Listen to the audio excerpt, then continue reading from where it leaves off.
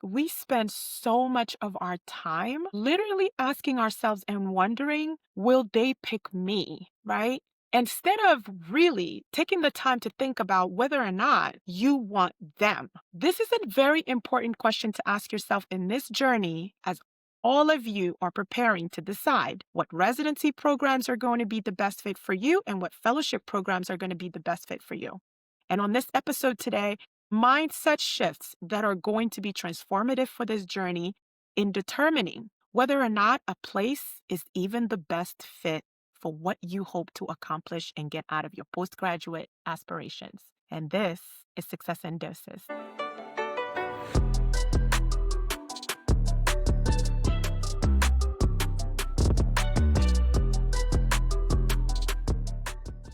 Hello, co-resis. It is that time of the year, and I am so excited to be back with you enrolling for the 2025-2026 Resi Prep 360 cohort. After the success I had last year, matching 477 candidates at phase one, I'm so excited to replicate that same result this year. The registration link, it is live, and I am looking forward this year to introducing a lot of really unique programming. Thank you always for the support, and go register right now. I'm so excited and cannot wait to get to work with you. Hello, everybody, and welcome to another episode, another Monday of Success in Doses. I am your host, Saley. I am so excited that we are here on another Monday morning and you are starting your week with me. As you know, this podcast and its focus is all about giving you practical tools and really simple things you can do on a daily basis that help move you closer to the goal that you are setting after you've done the work, of course, of defining what success means to you. As we edge closer and closer to residency season, all of the folks applying for fellowship are already just rolling. I felt like this is an episode that was worth producing and putting out, particularly at this time when the folks applying for residency are thinking about what programs and which avenues they want to employ in order to accomplish their goals of securing a match. And the folks applying a fellowship are doing a lot of networking and learning more and more about programs. So today's episode is really going to focus on 5 things really that I want to share with you that could be really, really powerful in helping you figure out and determining if a place is even the right fit for you. And that really starts with mindset and the mindset shift that is necessary in this journey to reclaim your power. Scarcity mindset. And scarcity mindset, and the reason why I wanted to start with this is because what scarcity mindset tells us and how we use it every day. There aren't 1,000 programs for every 1,000 candidate. And so I'm worried that I'm going to not match, or I'm worried that I'm not going to get an offer. The reason why this is so important is because of all the ways in which this can backfire. It's important to understand that scarcity mindset focuses on deprivation, right?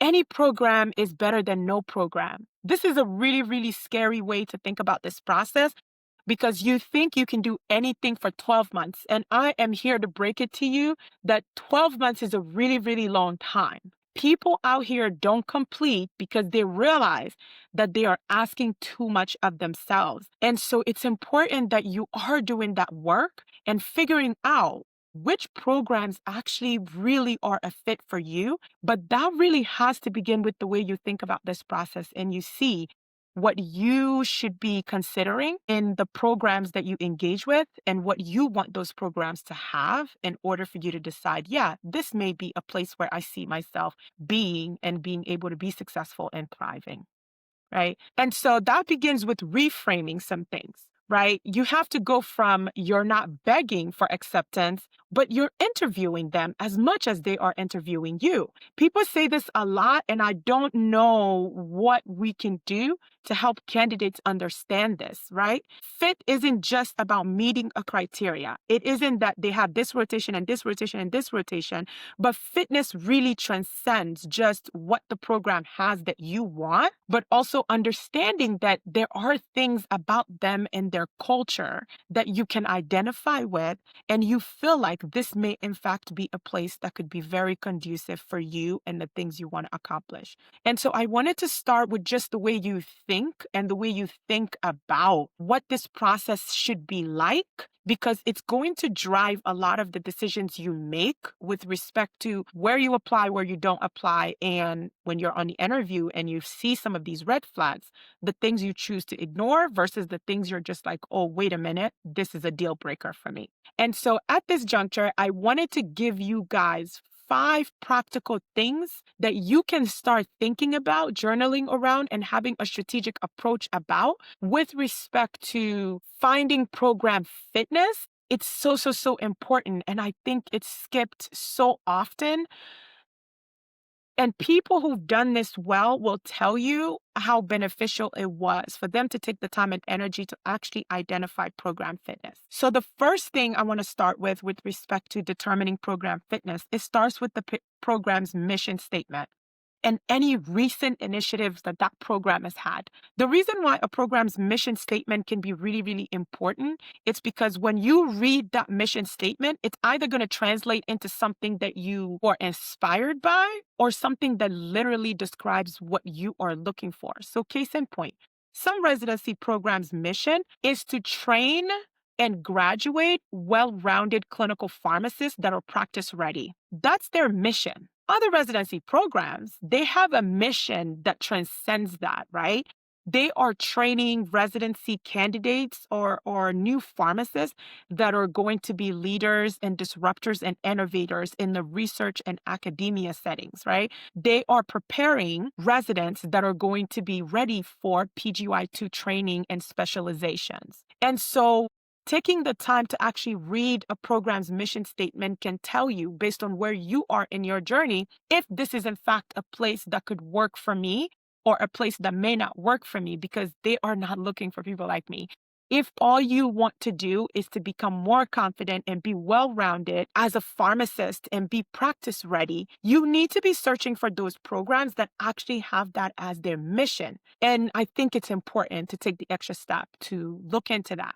And then looking at what a program is proud of, what are they investing in, right? These are all things that shouldn't be that difficult to find, or if you engage with the program, these are not questions that should stump them. But in the last 5 years, what are some things that your program is really proud of accomplishing? What are some ways in which this program has invested in X, Y, and Z? They should be able to tell you that so you can see if these are things that you identify with, things that you want to come in and have skill set that can further those things even more.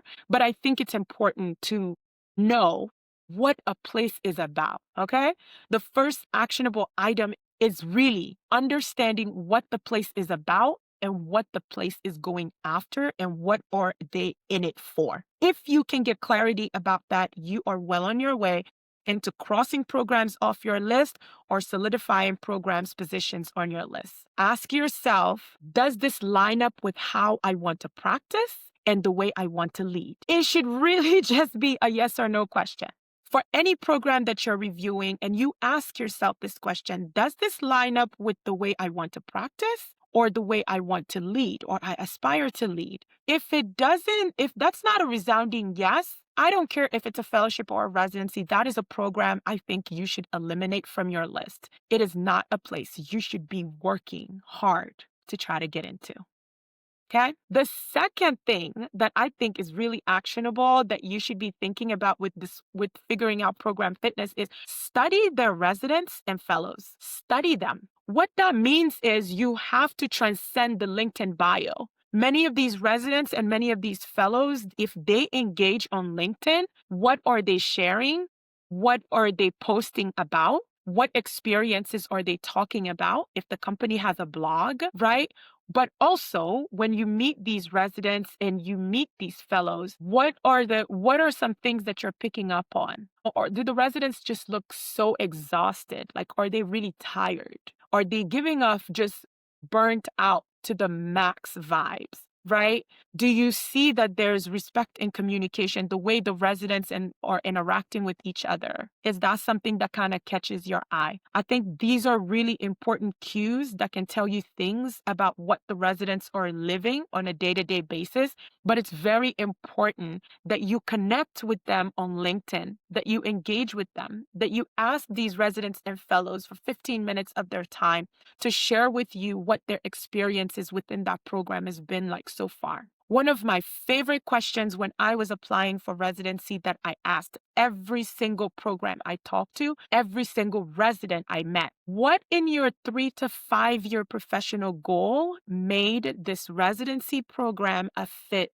for you? You wouldn't believe how ill prepared many residents were with that question because they'd never heard it before. But also for me, the reason why I asked them what in their professional goal made a particular residency program a fit for them was to see if that mirrors my goal and if that mirrors my professional goal, right? Because those similarities or even the differences can help attract or even turn me away from a program. Right. And so I think asking very intelligent and thought provoking questions to the residents and the fellow so you understand what their dailies and what their longitudinal obligations and the support. What is the balance in rigor and support of the program? You have a responsibility to yourself to really inquire and gain clarity about those things. And that's only going to come from you directly reaching out to the people in that program, whether they're residents or fellow, right? And then as you learn more about the fellows and they share more with you, are you inspired about what you learn from them? Can you see yourself doing similar things? Because if the things that the residents and the fellows are sharing with you, you cannot identify with anything that they are sharing with you about what they are experiencing in that program. Please take this as a clue that this may not be the best place for you. The place is great, it just isn't great maybe for you. The third actionable thing I think is important in determining fitness is identifying your non-negotiable. In all the years that I've been working with candidates, no two candidates have the same non-negotiable. One candidate may tell you this is a non-negotiable, they must absolutely have it or they must absolutely not have it. For another candidate, they couldn't care less about the presence or absence of that thing. And so it's very important that for yourself, you are doing the work to determine what your non-negotiables are. Is it important for you that a place has a structured and formal mentorship program and process of how they help you transition from student to new practitioner? How important is work-life balance, right? Leadership opportunities. What are some leadership and training or actual leadership positions that may be there? Other non-negotiable. Is this a program that requires you to have overnight on calls? Because if being on call overnight is something that you absolutely will not do, asking those questions and understanding or knowing what those things are early, yeah, they may be great differentiators for you to know that a program is or isn't a fit for you. How do you determine some non-negotiables and some questions you may ask? A question I think that's really great to ask any RPD. How does your program support residents in balancing their clinical workload with the research and teaching components of this program? The reason why I am so fond of how questions, it's because it forces the person answering the question to tell you, we do this, this, this, and this. The answer to that cannot be vague. It has to be very specific in what it is that they actually do, right? And so asking intelligent questions like that, really, really important because at the end of the day, when you know what matters to you the most, you stop mistaking every open door for the right one. You start being very selective about which doors you will walk through and the doors that you just will not walk through, no matter how beautiful or how wide open the door is. You know that this door is not the right on for me. Asking hard questions is a part of this journey. The next actionable thing to help you determine fitness is going to be that you need to pay attention to culture cues. Culture is lived, it is not listed. People telling you what their company cultures are, that's cool. But when you have an opportunity to engage with people who work there, how do they sound? Are they proud of where they are? Do they just sound stressed? Do they sound guarded? Right? The tone, the energy, the respect level tells you everything, everything a brochure never could. And so I'm always fascinated by this when candidates tell me, and it's also about their culture. They value this integrity, respect. And I'm like, how do you know that? Right? Did a resident tell you that, right? Again, culture is lived, it is not listed. And so paying attention to how the residents you engage with, that what they sound like and what they are giving you as clues to what the culture of a place is, this is not something I would encourage you to ignore. It's something I would pay attention because it's a very important data point for you to be mindful of. That one is not very complicated because it really is that simple. It really is that simple. The fifth and probably most ignored practical tool to determining program fitness is your gut feeling. You cannot ignore your gut feeling when you interact with people. What is your initial feeling about the place? Comfort, curiosity, growth potential? Are these things that you feel like or clearly things you can pick up on, or you feel like these things would be absent here? And if you do, how important are they to you? Right? So going back to that negotiable or non-negotiables that you have, how important is it to you that a place promotes intellectual curiosity? How important is that to you? How important is it that growth potential? Right? Does this program retain their residents after they graduate? Do the residents tend to stay on, or do the residents tend to move on? Right? And that may not always be the program's fault, but it's definitely an excellent sign when a program can proudly tell you that this percent of the class in the last 5 years have stayed on. Right. And so it's very important that you don't ignore your gut feeling from the interactions that you have. And it's important to look for patterns. Do you feel both challenged and supported? Asking the residents those questions, because I'm just going to be really honest with you. Residency is not going to be a walk in a park. The well-structured residency programs in this country at this moment have figured out how to balance rigor with the right amount of support. They've figured it out because they've invested in figuring out how they can do both without burning their residents out.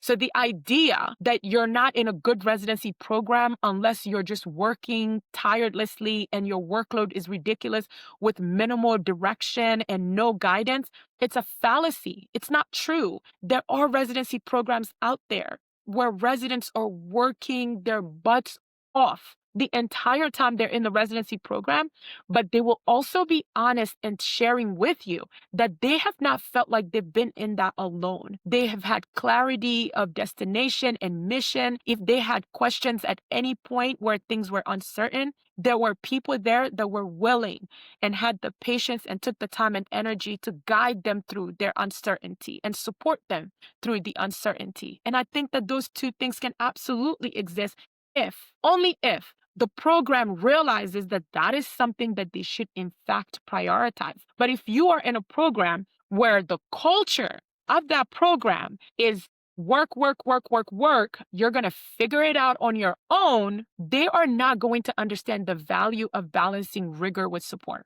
because that's just not the culture there.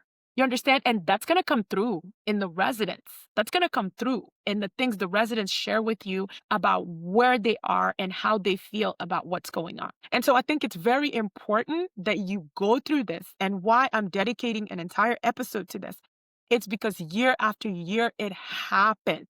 It happens that people just apply based on everything else except taking the time and energy to understand that fitness is a critical first step in this journey, and it deserves a lot of energy, right? I wanted to share a story with you and leave you with this. If all of what I've said so far didn't convince you, the fitness is important. When I was interviewing for residency, there was one program that was number one on my list from the day I stepped foot in pharmacy school. I knew that this program was definitely the place that I was targeting to complete my residency in, right? I went to the interview and absolutely hated it there. The interview process was basically a paired interview model where they would ask me a question and then ask the other person if that person had anything to add to that or what did I miss.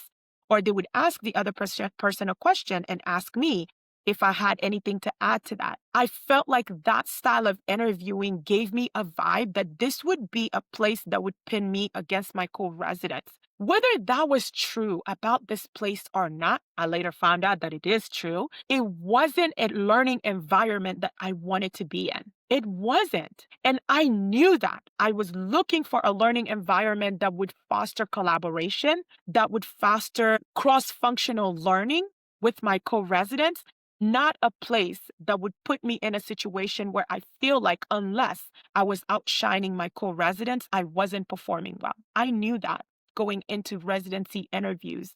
That was not going to be a place I would allow myself to go into. No matter how fiercely competitive I am, and you guys know how fiercely competitive I am. That was one line I drew and knew that it was a non-negotiable for me. I remember getting in my Uber after that interview and crying so hard in the Uber that the Uber driver thought that something had happened to me and he offered to call the police on my behalf. You understand? That is how upsetting it was. But to this day, I share that story to empower candidates to know that you absolutely have a say in this process. It is important that you take the time and energy to determine the things that are good for you, the things that you know you can handle, the things that are negotiable for you, and the things that are non negotiable for you. But if you get the gut feeling that a place may not be for you, I want you to not ignore that. No matter what stage you are at in the application process, it's important for you to know that it's okay to walk away from a place. You feel like it kind of give you the vibe that this may not be a place I can thrive, I can grow, or even have the psychological or intellectual safety to do so. This is it for today's episode. This is kind of how we're going to go through the match season. I'm coming to you every Monday with very short, actionable things that you can apply today to improve your journey to match. If you know anyone that is applying for residency that you think could benefit from what I've shared here on this episode today, please like and share the episode. Please share the episode with them. I'm on a mission to make this podcast discoverable to the thousands of candidates that are applying this year and helping them understand that this podcast is committed to walking alongside with them and providing you practical, pragmatic solutions to match. As always, I'm so grateful that you join and you listen and you engage with me online. Please stay tuned for TikTok live weeklies that are going to kick off or schedule for that. And I'm so excited to be launching that series. As always, every single step you take this season towards success will be incremental. And I want you to reward yourself for the courage of stepping up and wanting to do more to move your career forward. Thank you and have a wonderful week. Bye.